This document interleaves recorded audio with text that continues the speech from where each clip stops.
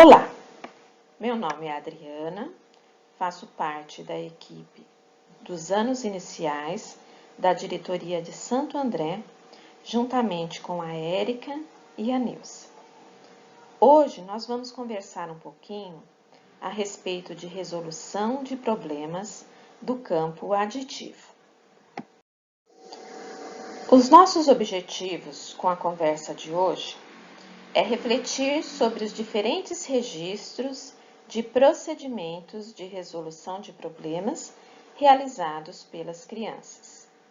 Conhecer também a teoria dos campos conceituais da adição de Gerald Verneau e identificar e classificar alguns problemas do campo aditivo.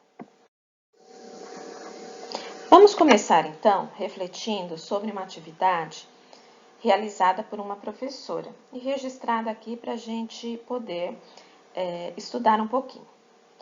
Ana, professora do segundo ano, propôs alguns problemas aos seus alunos. Como sempre faz, ela os orientou a registrar como fizeram para chegar ao resultado, os seus procedimentos de resolução. Depois da atividade, ao analisar os procedimentos utilizados pelos alunos, ela verificou que, para um mesmo problema, alguns alunos usavam procedimentos de adição, enquanto outros utilizavam procedimentos ligados à ideia de subtração. Outro fato que ela verificou foi que a maioria dos alunos mostrava maior dificuldade em alguns problemas, mesmo que os números envolvidos não fossem maiores que nos outros problemas. Ela ficou intrigada a respeito desses fatos. Gostaria de entender os porquês dos procedimentos diferentes e das dificuldades. Eis os registros de alguns procedimentos de resolução. Em alguns deles, a professora anotou as falas e as justificativas dos alunos. Então, vamos observar para ver se a gente consegue ajudar a professora Ana. Problema 2. Eu tinha algumas figurinhas. Joguei com meu amigo e ganhei 5. Por isso, fiquei com 11 figurinhas. Quantas figurinhas eu tinha antes de jogar? Então, vamos observar. A Luísa, ela registrou o total de 11 figurinhas. Ela selecionou as 5, que ela já tinha, e contou o restante, encontrando a quantidade de 6 figurinhas. Pensando, então, numa ideia de subtração. Já o Felipe, ele registrou 5 com o numeral, que era a quantidade que ele ganhou. E foi somando os palitinhos, que representam as figurinhas, fazendo uma sobrecontagem. Felipe, então, pensou de uma forma diferente da Luísa. Ele pensou numa ideia de adição. Vamos para o problema seguinte, problema número 3. Marcos e seu primo juntos têm 13 bonequinhos de heróis. Se Marcos tem 8, quantos bonequinhos tem o seu primo? Então, observem aqui que as duas crianças realizaram o problema, acertaram, mas utilizaram de procedimentos diferentes.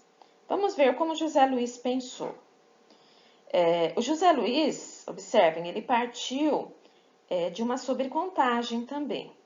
Ele registrou 8, que era a quantidade de bonequinhos que ele já tinha, e foi acrescentando pauzinhos que representam os bonequinhos do primo, até chegar no numeral 13. E contou depois tudo e observou quanto que a quantidade de bonequinhos que o primo tinha, Então, ele utilizou de uma ideia de adição.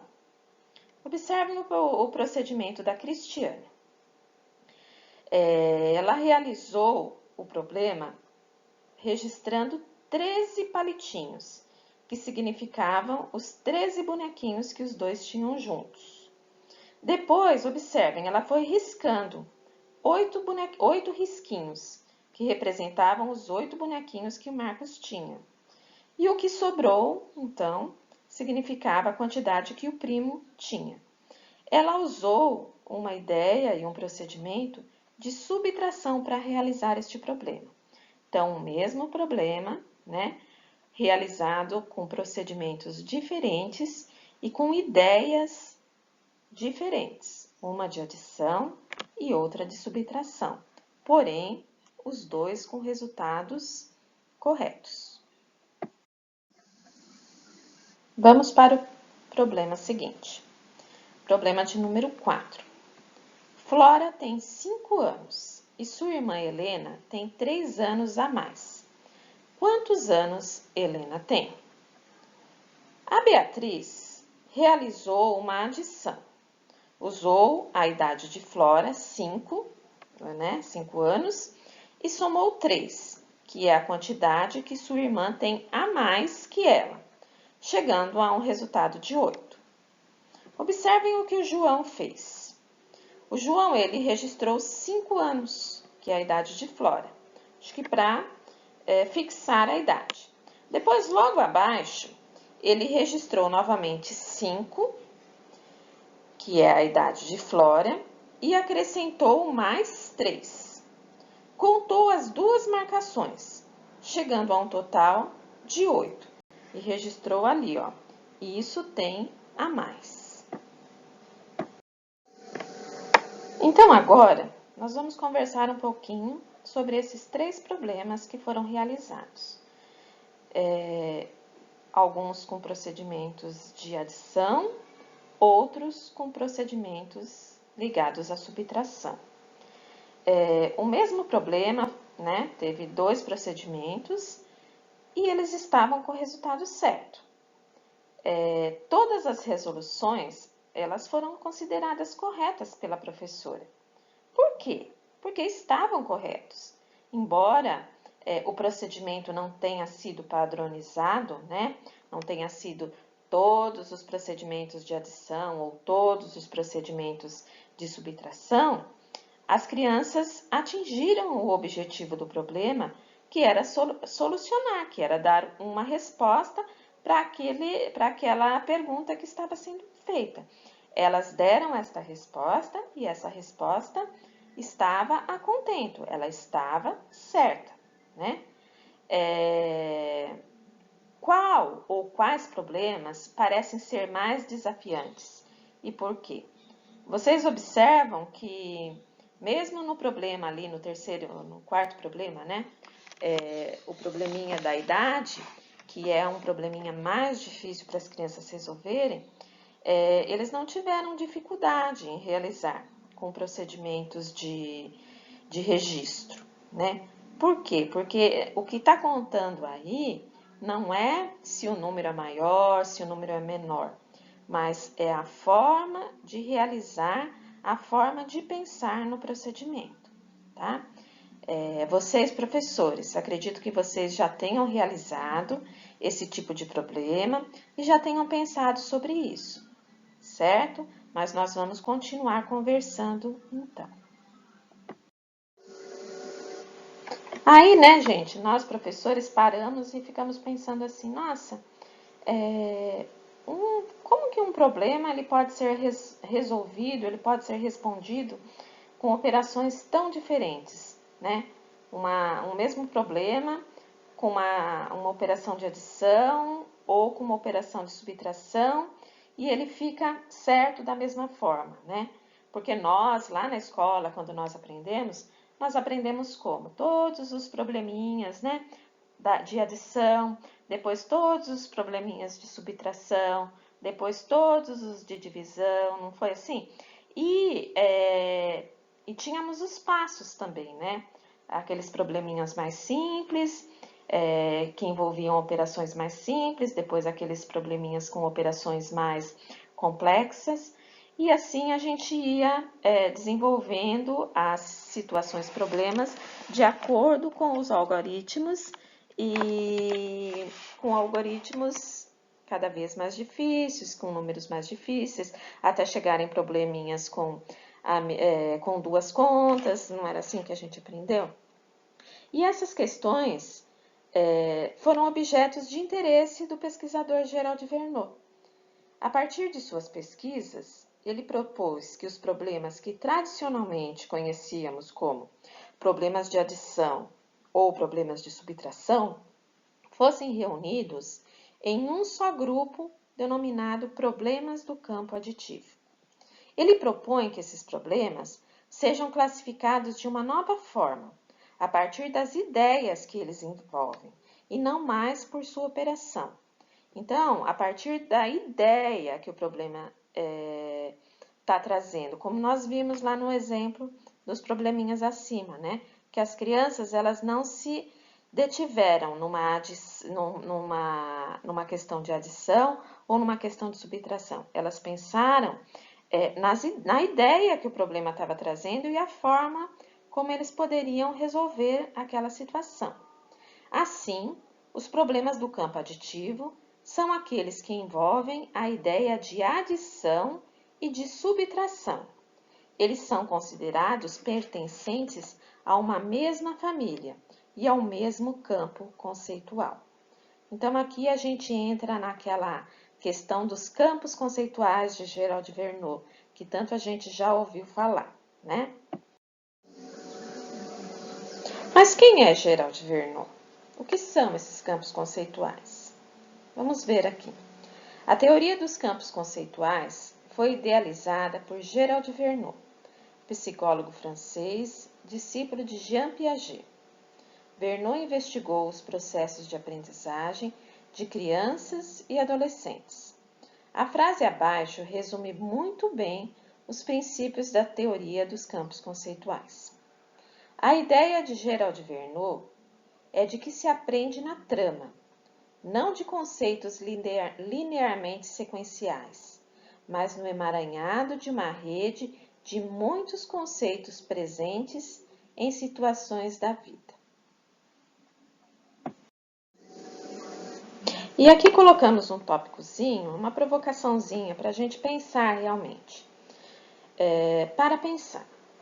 Quando consideramos válidos os procedimentos dos alunos para resolver um problema, estamos confirmando que a sua lógica de pensamento é correta, contribuindo para que construam uma relação positiva com o conhecimento matemático. Então, agora, pessoal, nós vamos assistir a um vídeo, é um vídeo de uns 5, 6 minutos, onde a gente vai entender um pouquinho o que são esses campos conceituais de Gerald Verneau. É um vídeo já bem antigo, eu acho que muitos de vocês que estão na rede já viram este vídeo, mas é um vídeo muito rico para nós, porque ele traz de uma forma bem clara, tá? As questões dos campos conceituais. E então vamos apreciar. Ele fala de PCN, então a gente sabe que hoje nós não estamos mais pautados no PCN, nós hoje estamos pautados no Currículo Paulista e na BNCC, né? E por ser um vídeo mais antigo, ele estava pautado nos PCNs, mas nem por isso ele perde o seu valor e a sua qualidade para o nosso estudo aqui de hoje, ok? Então vamos apreciar o vídeo.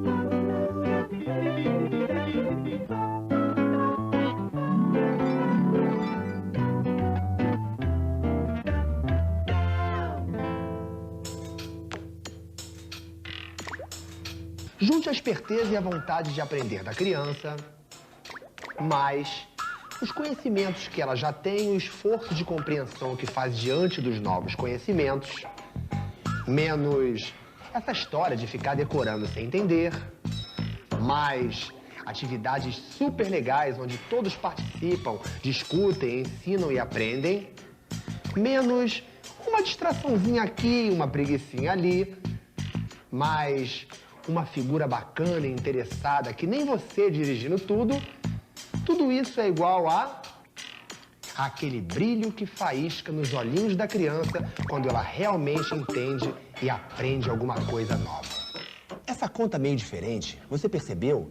Nada mais é que um jeito muito divertido e proveitoso de aprender e de ensinar. É um jeito bem diferente daqueles de ficar martelando um montão de coisas na cabeça da criança sem que ela esteja entendendo nada de nada. O ensino das operações de adição e subtração não pode ser confundido com uma enxurrada de contas de mais e menos que a criança tem que resolver. Aliás, será que é importante mesmo a criança aprender a resolver estas contas armadas sem pestanejar? É lógico que sim, mas tão importante quanto é ela entender o que significam essas contas e em que situações elas são úteis. Esse é o nosso assunto de hoje. Neste programa, a gente vai falar sobre as situações que as crianças associam à adição e à subtração. Se cada situação deve estar relacionada a apenas uma única operação, que atividade desenvolver para ampliar a compreensão que elas têm sobre as operações? Enfim, a gente vai estar pensando sobre adição e subtração. Ou como perguntam as crianças, é de mais ou de menos? O assunto é adição e subtração, sim. Mas vamos começar do começo, deixando as famosas contas armadas de lado, bem apagadas. E vamos pensar em algo muito importante, que é o seguinte. O que as crianças já sabem sobre a adição e a subtração antes mesmo de entrar na escola?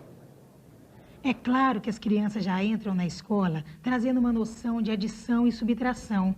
E é comum elas usarem os dedos ou fazerem pauzinhos, risquinhos e bolinhas para resolver as contas. É só propor um problema para perceber isso. A nossa turma tem 14 meninos e 17 meninas. Eu quero que vocês descubram quantas crianças tem ao todo na nossa classe. Vamos lá? Com números deste tamanho, os dedos da mão não dão conta. E aí chovem os risquinhos, pauzinhos e bolinhas. Maria resolveu o problema usando um número. Ela escreveu 17, que era o número de meninas, e acrescentou 14 pauzinhos, o número de meninos. E aí começou a contar a partir do 17, chegando ao resultado 31.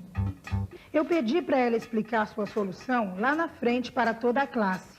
Você sabe, colocar na roda o jeito de cada um fazer é uma coisa que soma na aprendizagem de todos. E no fim da explicação, eu coloquei os sinais de mais e de igual. 12 pauzinhos vai ser igual a 31. Essa história de acrescentar os sinais de mais, de menos e de igual é muito importante para a criança ir se habituando aos símbolos próprios da linguagem matemática. Se você fizer isso, rapidinho elas começam a usar os sinais de mais, de menos e igual para resolver os seus problemas de adição e subtração. Mas que tipo de situações será que a criança associa a essas operações? Quer saber? É só propor uma atividade muito simples.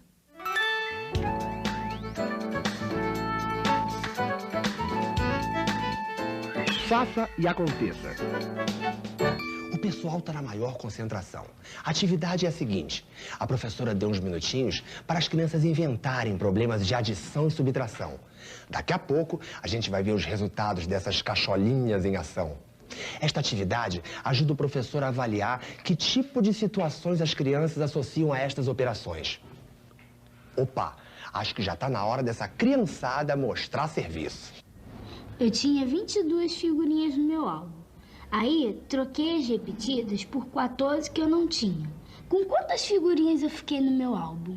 Na hora do lanche, minha turma toda tinha 6 bananas e 12 laranjas. Juntando tudo, quantas frutas tinham?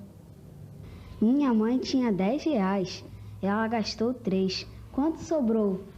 E aí, professora? Bom, estas invenções mostram que realmente as crianças já têm uma ideia sobre as operações. A gente percebe que elas não têm dificuldade em casar a ideia com a operação, juntar ou acrescentar quantidades, adição, tirar uma certa quantidade de outra, gastar dinheiro, por exemplo, subtração. Mas essas atividades ainda são muito simples, é preciso dar um passo adiante. Que passo é esse? Propor uma situação em que não fique claro se é uma adição ou uma subtração. Como, por exemplo? Como, por exemplo, o problema que eu vou apresentar agora e que você pode aproveitar como uma atividade. Propõe aos seus alunos o seguinte problema. Uma criança está na página 64 de um livro que tem 80 páginas. Quantas páginas faltam para a criança terminar o livro? Como é que é? A criança já leu 64 páginas e o livro tem 80. Quantas páginas faltam? Adição ou subtração? Eis a questão. Olha só, você bota 80 pauzinhos, mas só que você tira 64. Aí o total dá 16, entendeu? Entendi. Vejam só que interessante. Os nossos pequenos leitores aqui deram conta do recado. Só que cada um resolveu de um jeito diferente. Vejam só como a Michele resolveu. Ela desenhou 80 pauzinhos, que é o número total de páginas. Aí, foi riscando os pauzinhos até chegar no número 64, que foram as páginas lidas. E, por fim, contou os pauzinhos que sobraram, chegando então ao resultado. Ou seja, ela usou a ideia da subtração para resolver o problema. Já o seu vizinho fez diferente. Ele escreveu o número 64 e foi acrescentando pauzinho por pauzinho até chegar a 80. Depois contou os pauzinhos e também chegou ao resultado. Quer dizer, ele usou a ideia da adição. E agora? Será que é adição ou subtração que resolve este problema? Melhor ainda, será que é preciso casar cada problema com uma única operação que resolva a questão?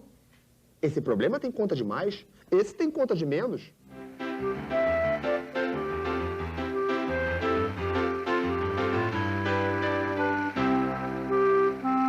No meu tempo era assim. Primeiro aprendíamos os problemas da adição. Depois que soubéssemos fazer bem as continhas de mais, aí sim, aprendíamos então os problemas da subtração, aqueles das continhas de menos. Para o aluno, na hora de resolver o exercício, ou era uma coisa ou era outra. É exatamente o contrário. A gente acabou de ver um exemplo no caso das páginas. Cada criança resolveu o mesmo problema de um jeito diferente, uma usando a adição e a outra usando a subtração. E as duas estão certas. É isso mesmo, as duas estão certas. É por isso que as operações de adição e subtração devem ser trabalhadas ao mesmo tempo. Está até escrito aqui, no caderno dos parâmetros curriculares nacionais. Aqui. Diz que as operações de adição e subtração devem ser trabalhadas conjuntamente, já que guardam entre si estreitas conexões, ou seja, compõem uma mesma família. Na prática é o seguinte, a gente deve apresentar as mais variadas situações que ajudem os nossos alunos a ampliar as suas ideias sobre as operações. E para facilitar esse trabalho, as situações foram até divididas em vários grupos. Tem, por exemplo, o grupo de situações ligadas às ideias de transformação, ou seja, a um estado inicial se acrescenta ou diminui determinada quantidade. Eu estava na casa 24 e tirei 6 no dado. Qual o número da casa que eu vou cair? Tinha 12 peixinhos no aquário. Morreram 7. Quantos sobraram? Tem também o grupo de situações ligadas às ideias de comparação. Eu tenho 42 selos. A minha amiga tem 7 a menos. Quantos selos ela tem? Aqui nos parâmetros curriculares de matemática, tem uma relação de vários grupos de situações que envolvem estas operações e o modo de como explorá-las. O importante é que você trabalhe as ideias de todos eles. É só assim, em contato com diferentes ideias e situações, que a criança pega o espírito da coisa, ou melhor, o espírito das contas, de mais e de menos. Bom, agora é hora de recapitular.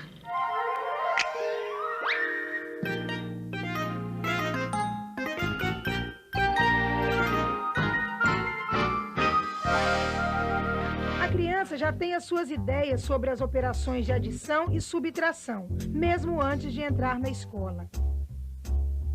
Não se deve associar uma única operação para cada problema.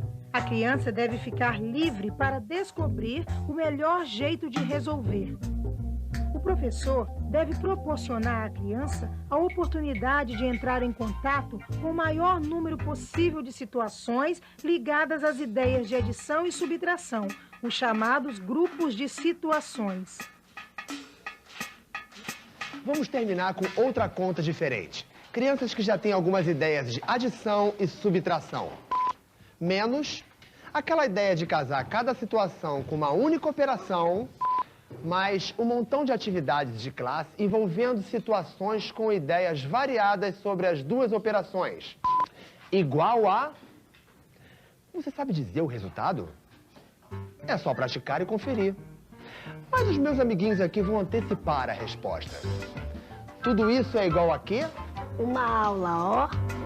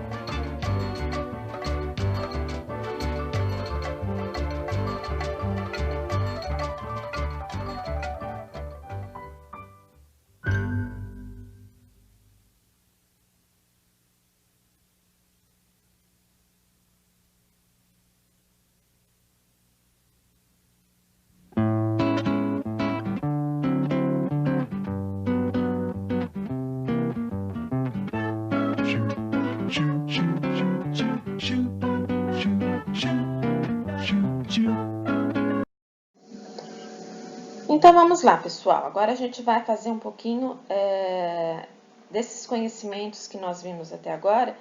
Vamos trabalhar um pouquinho com eles na prática. Eu quero propor para vocês que peguem um papel, um lápis e a gente vai colocar alguns probleminhas aqui. Nós vamos resolver e vamos pensar se ele se enquadra numa ideia de transformação, numa ideia de comparação, numa ideia de composição, e a gente vai conversar juntos sobre isso, ok? Vou dar um tempinho para vocês pegarem papel e lápis.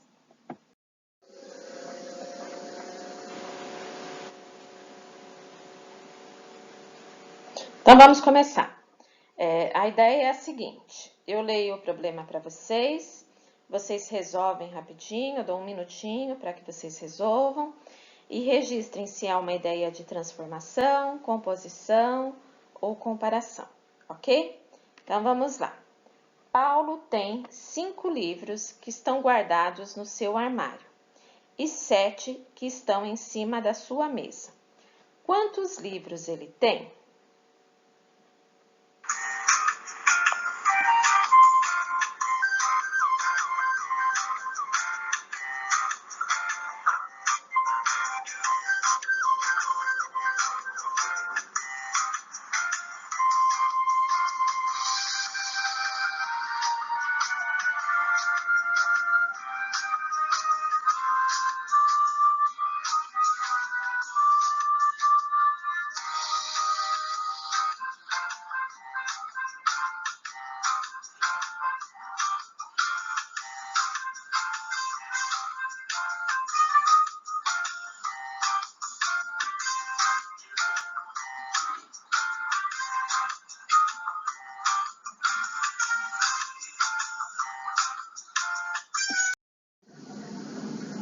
Então, vamos lá.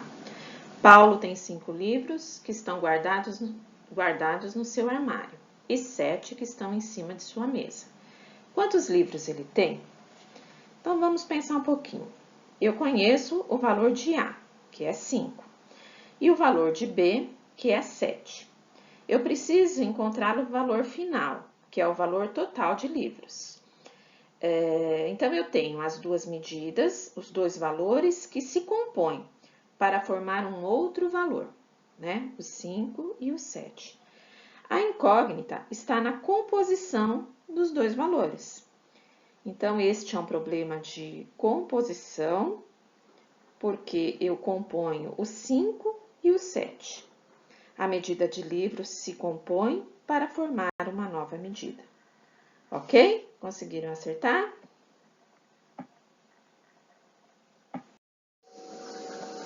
Vamos para o próximo. No mini zoo da minha cidade há 36 animais. Se eu já vi 15 animais, quanto estão faltando para eu ver? Vamos lá, uns minutinhos para vocês.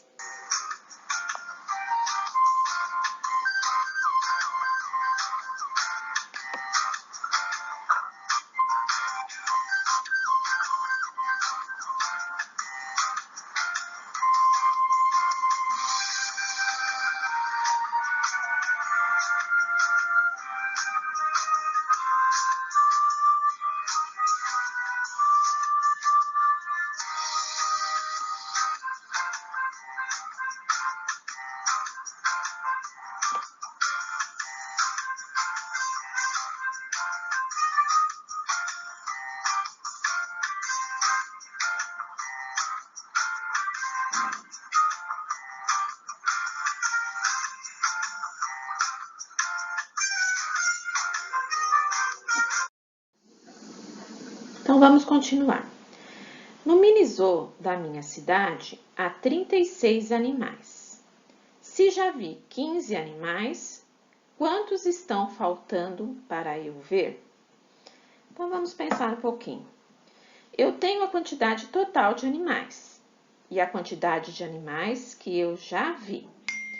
A incógnita do problema está no número de animais que eu ainda não vi, certo? O número de animais que eu já vi e o número de animais que eu não vi são dois números que se compõem para formar um total de número de animais. É isso? O resultado vem por meio de uma subtração. É assim que vocês fizeram? Acredito que sim. No problema anterior, o dos livros, o resultado ele vem por meio de uma adição. Porém, os dois problemas fazem parte de uma composição, ok? Vamos lá. Mariana, Gabriel e Laura estão jogando. A peça de Mariana está na casa 8. Ela jogou o dado e avançou para a casa 13. Quantos pontos ela tirou no dado? Tempinho para vocês.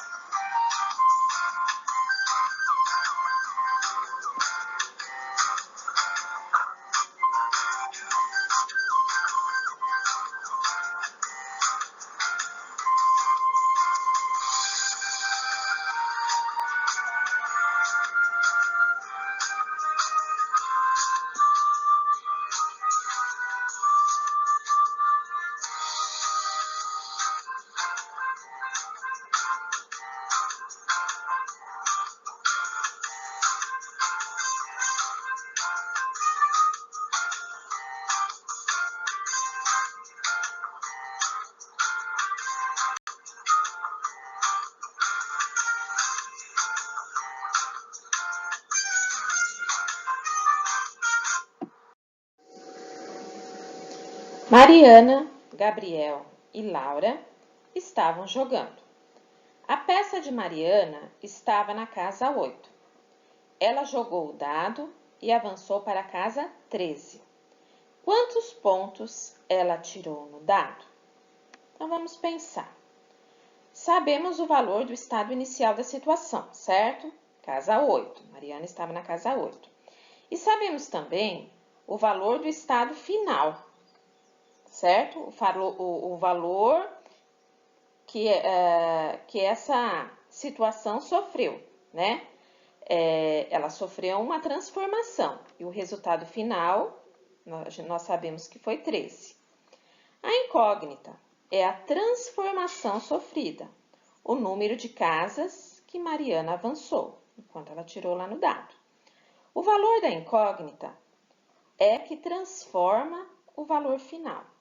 Então, esse é um exemplo de problema de transformação positiva, ok? Acertaram? Espero que sim.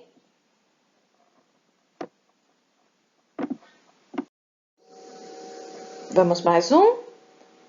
Guilherme foi ao supermercado com algum dinheiro na carteira. Gastou com suas compras R$ 15 e voltou para casa com R$ 24. Quanto Guilherme tinha na carteira antes de fazer a compra no supermercado? Tempinho para vocês.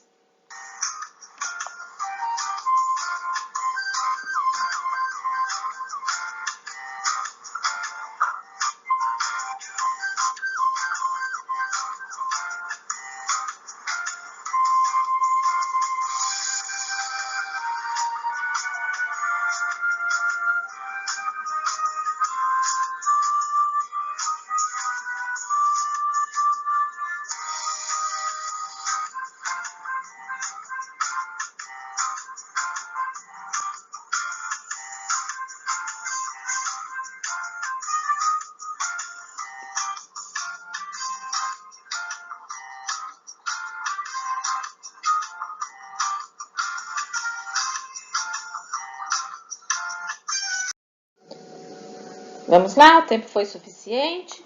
Pessoal, eu esqueci de falar, mas eu gostaria que vocês fossem colocando algum comentário no chatzinho, tá? Do YouTube. Porque é um vídeo gravado, mas na medida do possível a gente vai responder para vocês se vocês tiverem alguma dificuldade ou se vocês estão acertando. Vão colocando aí que a gente vai ler depois, o grupo vai ler e vamos entrar em contato com vocês na medida do possível para responder alguma dúvida. E a gente gostaria de saber, né, se vocês estão conseguindo, se estão acertando, se estão conseguindo encontrar se é uma transformação, uma combinação, ok? Então vamos lá. Guilherme foi ao supermercado com algum dinheiro na carteira. Gastou com suas compras R$ 15 e voltou para casa com R$ 24. Quanto Guilherme tinha na carteira antes de fazer a compra no mercado? Então vamos pensar. Nós não sabemos o valor inicial, o quanto Guilherme levou ao mercado, certo? Mas nós sabemos que ele gastou R$ 15. E isso fez que houvesse uma transformação no valor final, no valor do dinheiro que estava na carteira, ok? Quanto de dinheiro que ele voltou para casa? Com quanto de dinheiro ele voltou? Houve uma transformação nesse valor total que voltou na carteira, né? Este é um outro exemplo de transformação, só que neste caso é um exemplo de transformação negativa, com a incógnita no estado inicial. Então, observem que é mais um exemplo, né? Um outro modelo de problema, de transformação, onde a incógnita está num lugar diferente e eu uso de uma subtração para realizar o problema, certo?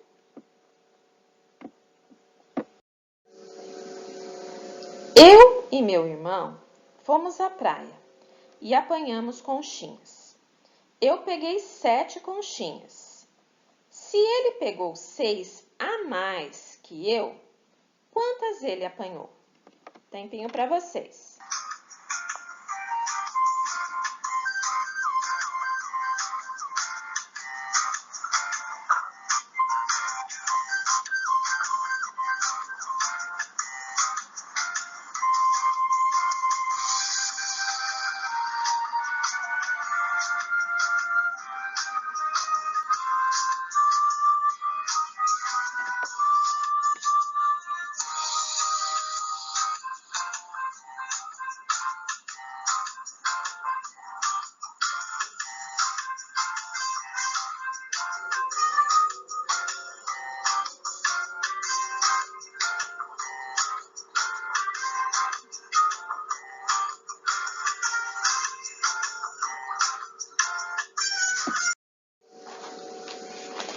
Eu e meu irmão fomos à praia e apanhamos conchinhas. Eu peguei 7 conchinhas. Se ele pegou 6 a mais que eu, quantas ele apanhou? Eu já sei o número de conchinhas que eu apanhei, certo? 7. Meu irmão pegou a mesma quantidade que eu e mais 6. Então, eu estou comparando os dois valores e somando mais 6. É isso, porque ele pegou 6 a mais, certo? Então, ele pegou a mesma quantidade que eu mais 6. A incógnita é uma das medidas. Então, este é um problema que relaciona as duas medidas e remete a uma ideia de comparação. Ele faz uma comparação com as duas medidas e tira a incógnita do problema, ok? Acertaram? Agora a gente vai fazer o último, né? Acho que vocês já estão cansados já, mas esse é o último. Então, vamos pensar. Camila tem 6 anos e André tem 11. Quantos anos André tem a mais do que Camila? Vou dar um tempinho para vocês.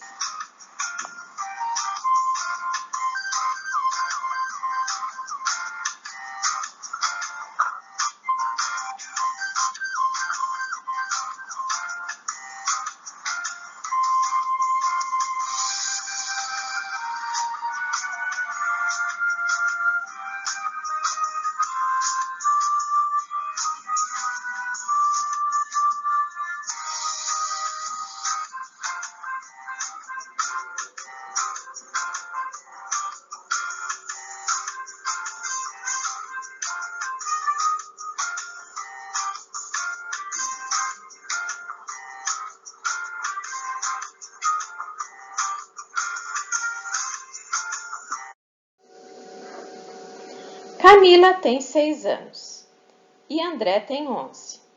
Quantos anos André tem a mais do que Camila? Então, 6, 11 menos 6.